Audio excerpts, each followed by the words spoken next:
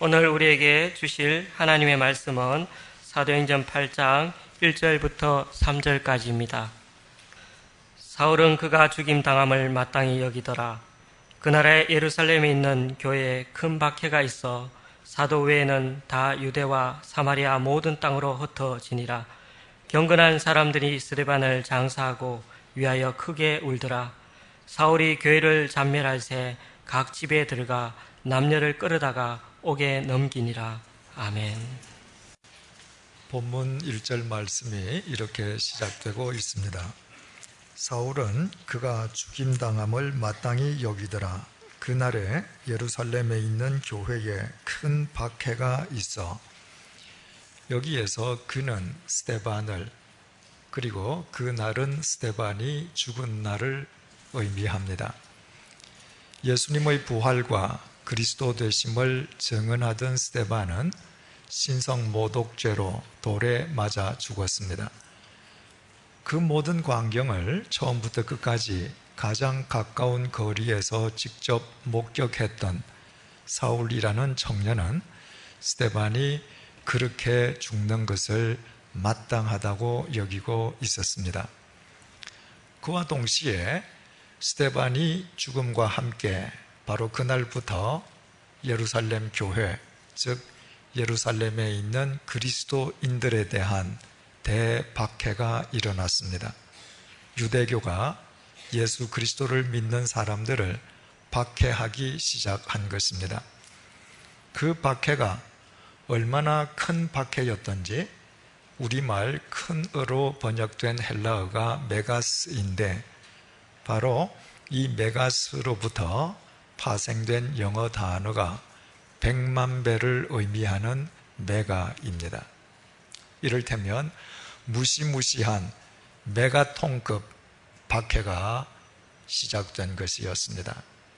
그 가공스러운 박해 속에 네 부류의 사람들이 등장하고 있음을 오늘의 본문이 밝혀주고 있습니다. 1절 하반절에서 3절 말씀을 보시겠습니다. 사도 외에는 다 유대와 사마리아 모든 땅으로 흩어지니라. 경건한 사람들이 스데반을 장사하고 위하여 크게 울더라. 사울이 교회를 잔멸할새 각 집에 들어가 남녀를 끌어다가 옥에 넘기니라. 첫째 부류는 사울과 같은 박해자들이었습니다. 두 번째 부류는 죽은 스데반을 장사 지내주고 그를 위해서 곡을 한 사람들이었습니다. 셋째 부류는 그 박해 속에서도 예루살렘을 떠나지 않고 예루살렘을 굳게 지킨 사도들이었습니다. 마지막 부류는 그 박해를 피해서 예루살렘을 떠나 사방으로 흩어진 교인들의 무리였습니다. 이 네 부류 사람들 가운데 본문의 상황 속에서 누가 가장 성경적이고 신앙적이었는지, 어느 부류의 사람이 가장 주님의 뜻을 바르게 쫓았는지를 규명하고자 하는 것이 오늘의 주제입니다. 먼저 첫 번째 부류인 사울과 같은 핍박자에 대해서 한번 생각을 해보겠습니다. 핍박자의 우두머리 격이었던 사울은 교회를 잔멸하려 했습니다. 그는 예수 믿는 사람이면 남녀를 불문하고 무조건 잡아다가 투옥시켰습니다. 우리말 잔멸하다로 번역된 헬라어 리마이 오마이는 멧돼지가 포도원으로 들어가서 포도원을 마구 짓밟아 아예 쑥대밭을 만들어 놓는 형국을 표현하는 단어입니다. 유대 교인들의 박해는 그만큼 폭력적이고 잔인했습니다. 아예 예루살렘에서 그리스도인들의 씨를 말려버리려고 한 것입니다. 따라서 그 핍박자들이 주님의 뜻과 무관한 자들임은 두말할 나위가 없습니다. 왜 그들이 그와 같이 잔인한 박해의 사람들이 되었습니까? 그들은 대체 누구의 이름으로 그 폭력적인 박해를 자행한 것입니까? 그들은 하나님을 위해서 하나님의 이름으로 그 박해를 자임하고 나선 사람들이었습니다. 하나님을 잘못 알고 잘못 믿은 결과였습니다. 사도행전 9장 18절은 다마스쿠스로 가던 사울이 주님을 만난 뒤에 사울의 눈에서 비늘 같은 것이 벗겨졌음을 증언해주고 있습니다. 그 후에야 사울은 비로소 하나님을 바르게 뵐 수 있었습니다. 생각해 보십시오. 눈에 비늘을 뒤집어 쓰고서야 어떻게 하나님을 바르게 알고 바르게 믿을 수 있겠습니까?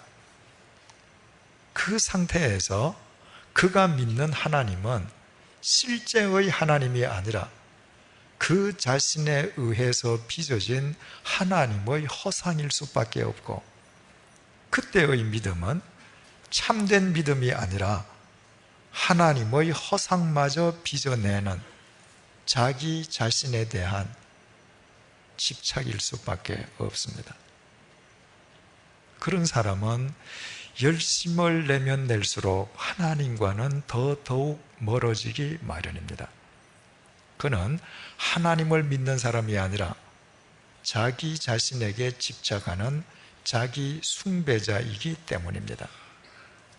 우리가 하나님을 믿지만 하나님에 대한 편견의 비늘, 무지의 비늘, 불신앙의 비늘, 욕망의 비늘, 이기심의 비늘, 한마디로 모든 자기 집착의 비늘을 떨쳐버리지 않는 한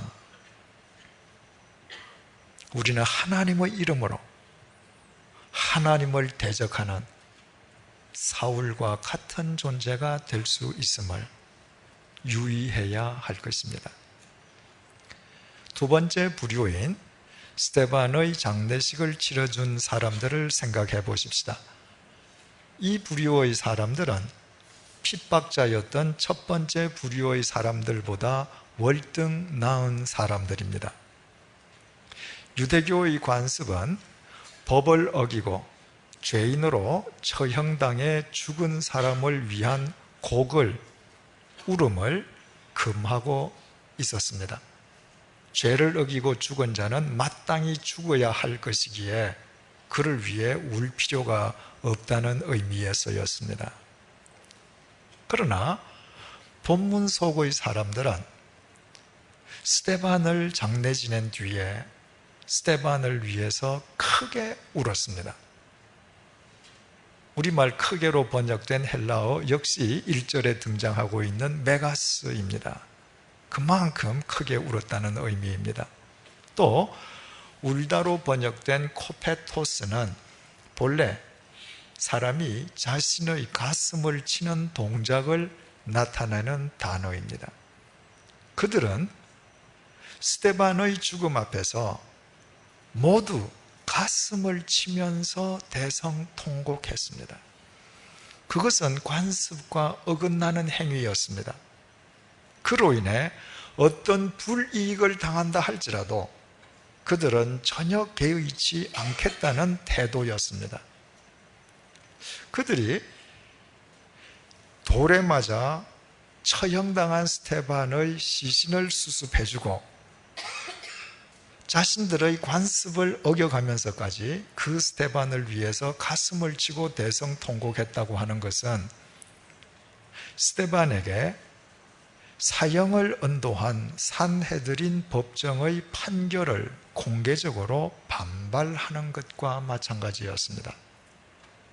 그들은 그 정도로 정의로운 사람이라 부를만 했습니다. 하지만 오늘의 본문은 그들을 가리켜서 경건한 사람들이라고 칭하고 있습니다. 누가복음과 사도행전을 기록한 누가는 도덕적이고 윤리적이고 정의감이 있긴 하지만, 그러나 예수 그리스도를 알지 못하는 사람을 칭할 때 경건한 사람이라고 불렀습니다. 그저 다른 사람들에 비해서 조금 나을 정도의 사람들이라는 의미입니다. 결국 그들이 스데반의 장례식을 치러주고 스데반을 위해서 가슴을 치며 대성통곡했던 것은 그들 자신의 도덕심과 정의감의 발로였지, 예수 그리스도를 믿는 믿음으로 인함은 아니었음을 본문은 분명히 밝혀주고 있는 것입니다. 우리가 불의에 공개적으로 용감히 맞서는 의로운 삶을 살 수 있습니다. 이웃을 위해 눈물 흘리는 정의로운 사람이 될 수도 있습니다. 그러나 우리가 예수 그리스도를 바르게 알고 예수 그리스도를 온전히 쫓지 않는 한 그와 같은 행위만으로 우리가 신앙적인 사람이 된다거나 성경적인 사람이 될 수는 없습니다.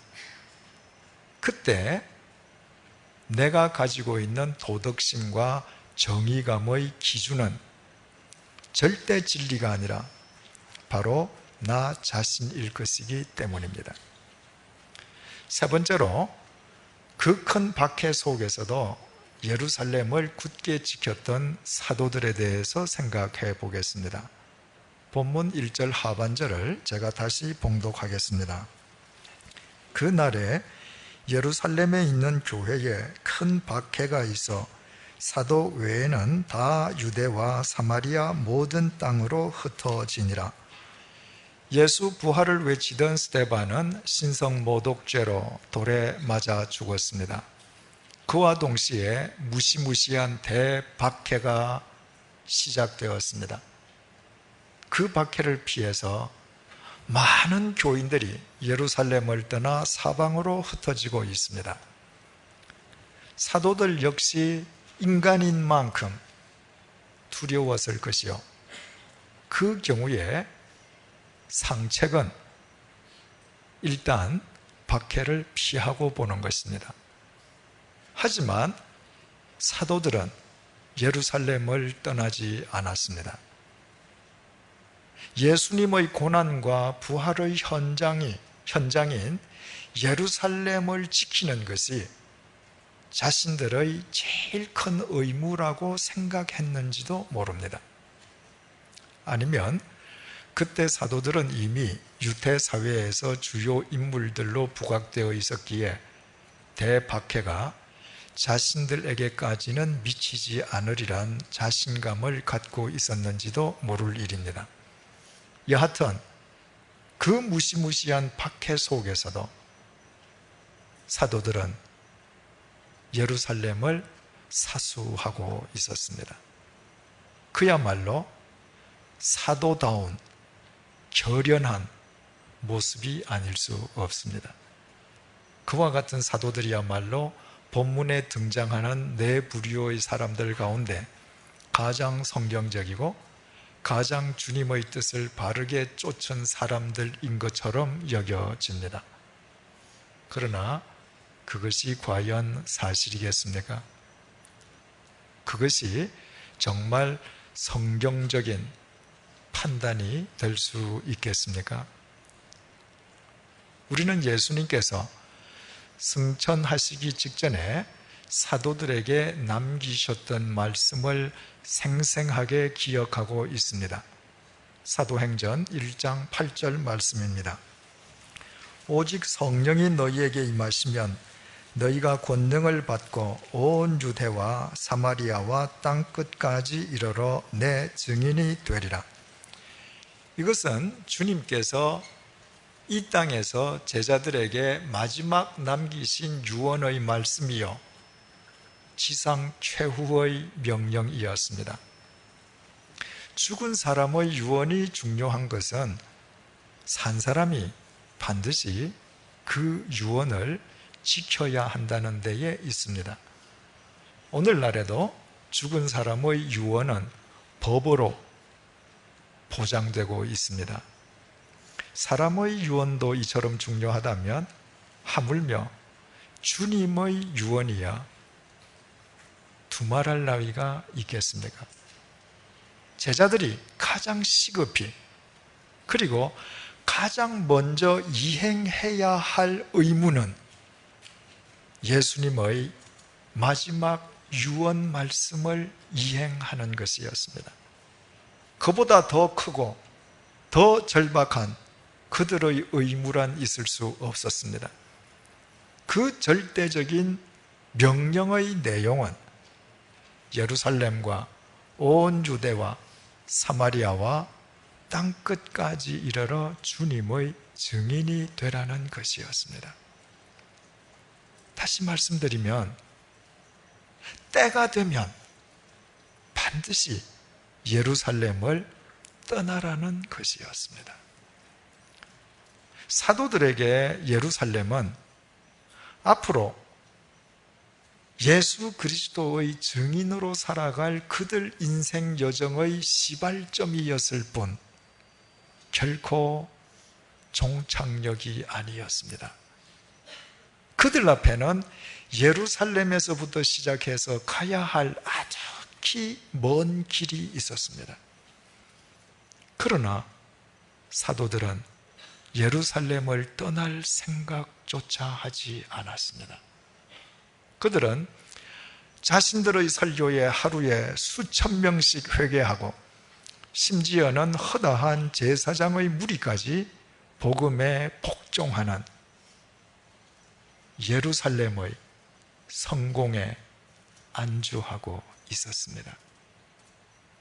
바로 이것이 스데반의 순교로 대박해가 촉발된 연유였습니다. 하나님 아버지께서 대박해를 일으키심으로 예루살렘을 떠나려 하지 않는 사도들로 하여금 예루살렘을 떠나도록 하시기 위함이었습니다. 그럼에도 사도들은 움직이지 않았습니다. 그들은 예루살렘을 지키는 것이 그들에게 주어진 최고의 임무인 양, 예루살렘을 지키는 것이 참된 믿음인 양, 오직 예루살렘만을 지키고 있었습니다. 결국 그들이 지켰던 것은 주님의 뜻, 주님의 명령이 아니라 예루살렘을 지키는 것이 주님의 뜻이라고 확신한 자신들의 편견이었습니다. 이런 관점에서 이 순간의 사도들은 예루살렘 성전을 하나님과 동일시했던 유대인들과 구별되지 않았습니다. 하나님에 대하여 자신이 빚은 허상을 붙들기 위해서 하나님의 대적이 되었던 사울과도 구별될 수 없었습니다. 그 큰 박해 속에서 끝까지 예루살렘을 고수하고 있는 그들의 행동이 언뜻 겉으로는 대단히 신앙적이고 성경적으로 보이지만 그러나 그것은 실상 비신앙적이고 비성경적인 자기 집착에 불과할 뿐이었습니다. 마지막 불효인 예루살렘을 떠났던 교인들의 무리에 대해서 생각을 해보겠습니다. 일반적으로 박해를 피하지 않는 것이 참된 신앙인 것으로 여겨지고 있습니다. 박해의 현장을 떠나는 것은 마치 신앙의 배신 행위처럼 간주되는 것입니다. 물론 그럴 수도 있습니다. 그러나 항상 그런 것은 아닙니다. 중요한 것은 오늘 본문 속에서 흩어진 사람들이 어디로 흩어져서 무엇을 했느냐가 중요합니다. 본문 1절 하반절을 제가 다시 봉독하겠습니다. 그날에 예루살렘에 있는 교회에 큰 박해가 있어 사도 외에는 다 유대와 사마리아 모든 땅으로 흩어지니라.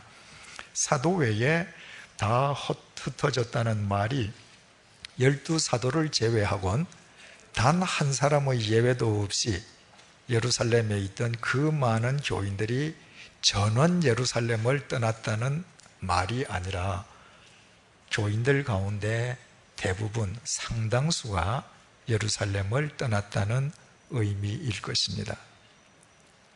그들은 단순히 박해를 피한 도망자들이 아니었습니다. 그들은 새로운 사업거리를 찾기 위해서 예루살렘을 떠나 이곳저곳을 기웃거리는 탐색자들도 아니었습니다. 박해를 피해서 예루살렘을 떠난 그들은 유대와 사마리아의 각 지역으로 흩어졌습니다. 그들이 그곳에서 무엇을 했었는지는 본문 4절이 밝혀주고 있습니다. 그 흩어진 사람들이 두루 다니며 복음의 말씀을 전할세. 그들은 흩어진 곳에서 자신들의 발길이 멈추는 곳에서마다 주님의 증인이 되었습니다. 결과적으로 바로 이들은 예루살렘을 넘어 온 유대와 사마리아로 향하라는 주님의 마지막 유언을 자신들의 삶으로 실천한 첫 번째 그리스도인들이 되었습니다. 바꾸어 말씀드리면 이들은 스데반의 죽음으로 인해서 느닷없이 촉발된 대박해의 의미를 바르게 알고 있는 자들이었습니다. 그것이야말로 예루살렘을 떠나서 사마리아와 유대로 향하라는 주님의 명령임을 그들은 바르게 깨닫고 있었던 것입니다. 이런 관점에서 본문의 네 부류 가운데에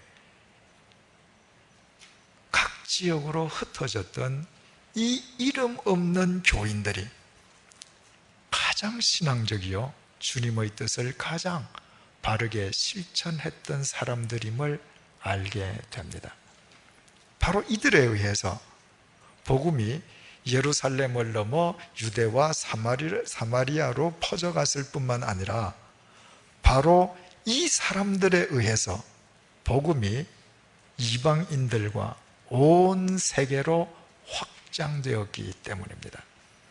사도행전 11장 19절에서 21절 말씀이 이렇게 증언하고 있습니다. 그때에 스데반의 일로 일어난 환란으로 말미암아 흩어진 자들이 베니게와 구브로와 안디옥까지 이르러 유대인에게만 말씀을 전하는데 그 중에 구브로와 구레네 몇 사람이 안디옥에 이르러 헬라인에게도 말하여 주 예수를 전파하니 주의 손이 그들과 함께 하심에 수많은 사람들이 믿고 주께 돌아오더라. 이때 예루살렘을 떠난 교인들 중에 유대를 거쳐 지중해 사이프러스 섬에까지 이르러 복음을 전한 사람들도 있었습니다. 또 북쪽으로는 사마리아 땅을 거쳐서 오늘날의 레바논 지역인 베니게, 그리고 현재 터키에 속해 있는 안티옥에 가서 교회를 세운 교인들도 있었습니다. 이때 이 사람들에 의해서 세워진 안티옥 교회가 2000년 교회 역사상 가장 중요한 교회 가운데 하나로 반드시 언급되고 있는 것은 두 가지 이유 때문입니다. 바로 이곳 안티옥 교회 교인들로 인해서 비로소 그리스도인이란 명칭이 생겨나게 되었습니다. 얼마나 그들이 예수 그리스도를 철저하게 본받아 살아갔으면 그곳 사람들이 예수 믿는 사람들을 가리켜 작은 그리스도, 그리스도를 쫓는 무리라고 그리스도인이라 불렀겠습니까? 두 번째 이유는 바로 이 안티옥 교회가 파송한 사도 바울, 회심하기 이전에 본문에 핍박자로 등장하고 있는 바로 이 사울에 의해서 세계의 역사가 달라졌기 때문입니다. 만약 안티옥 교회가 존재하지 않았던들 세계 역사의 흐름을 뒤바꾸어 놓은 사도 바울을 상상하는 것조차 어려웠을 것입니다. 그만큼 기독교 2000년 역사에서 안티옥 교회는 절대적으로 중요한 교회입니다. 그 중요한 교회가 예루살렘에 버티고 앉아있는 사도들에 의해서가 아니라 핍박을 피해 예루살렘을 떠나 사방으로 흩어진 이름 없는 교인들에 의해 세워졌다고 하는 사실은 우리로 하여금 참으로 많은 것을 생각하게 해 줍니다. 오늘 본문이 사도행전에서 특별히 큰 비중을 차지하고 있는 것은 바로 오늘 본문이 그동안 예루살렘에만 국한되어 있던 복음이 예루살렘을 넘어가기 시작하고 유대인에게만 향하던 복음이 이방인에게 퍼져나가기 시작하는 전환점을 이루고 있기 때문입니다. 그 중요한 전환기에 주님의 도구로 쓰임받았던 사람들은 예루살렘의 사도들이 아니라 예루살렘을 떠났던 교인들이었습니다. 본문에서 흩어지다로 번역되어 있는 헬라어 단어는 디아스페이로인데 이 디아스페이로로부터 파생된 단어가 여러 곳으로 흩어지는 사람, 이산자를 의미하는 디아스포라입니다. 본래 디아스페이로라고 하는 이 동사는 농부가 온 사방에 씨를 두루 흩뿌리는 행동을 묘사하는 단어입니다. 농부가 씨를 사방으로 흩어 뿌리는 것은 능동적인 행동입니다.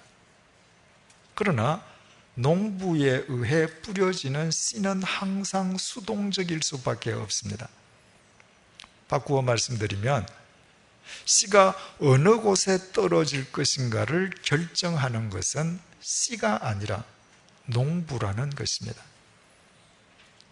본문 1절이 다 흩어지니라로 번역이 되어 있어서 본문의 사람들이 능동적으로 흩어진 것처럼 여겨지지만 그러나 헬라어 원문에는 이 동사가 수동태로 기록되어 있습니다. 그들이 하나님의 섭리에 의해서 흩어졌음을 분명히 밝혀주기 위함입니다. 따라서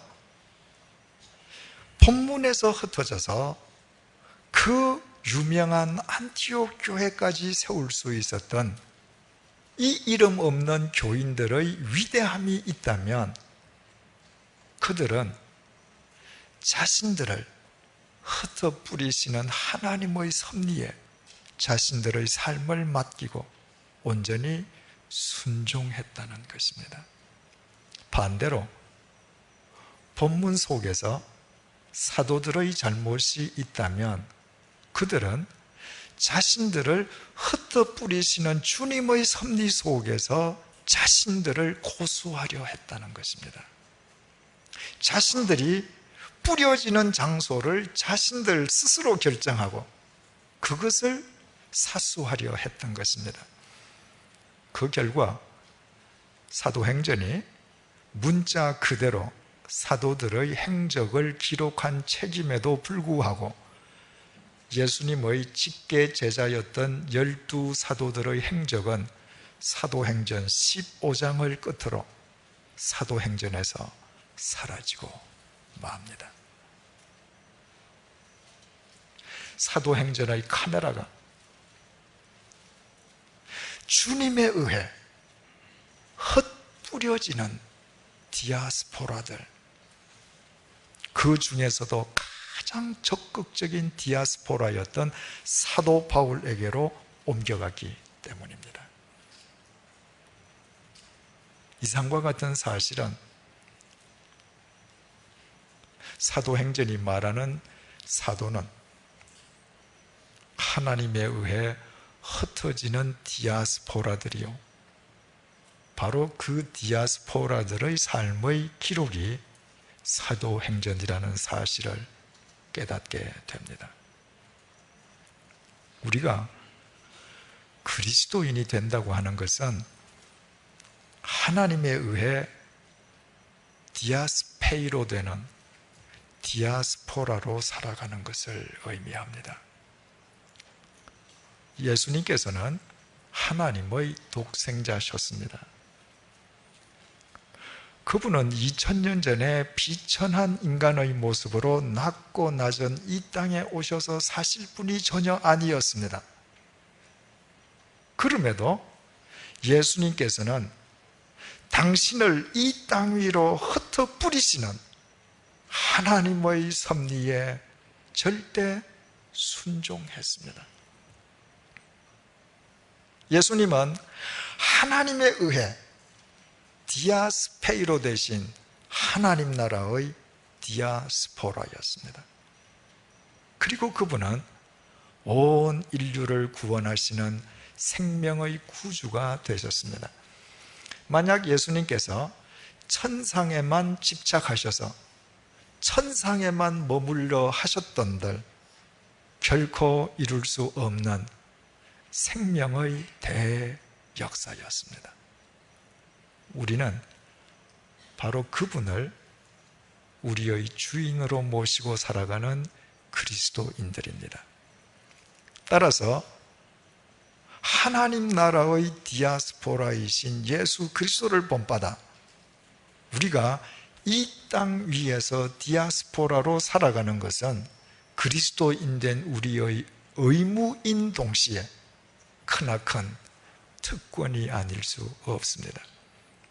하나님에 의해 디아스페이로 되기를 두려워하지 않는 디아스포라로 살아가는 것이 이 시대의 사도로 살아가는 것이요, 그와 같은 우리의 삶이 바로 이 시대를 위한 사도행전으로 엮어질 것이기 때문입니다.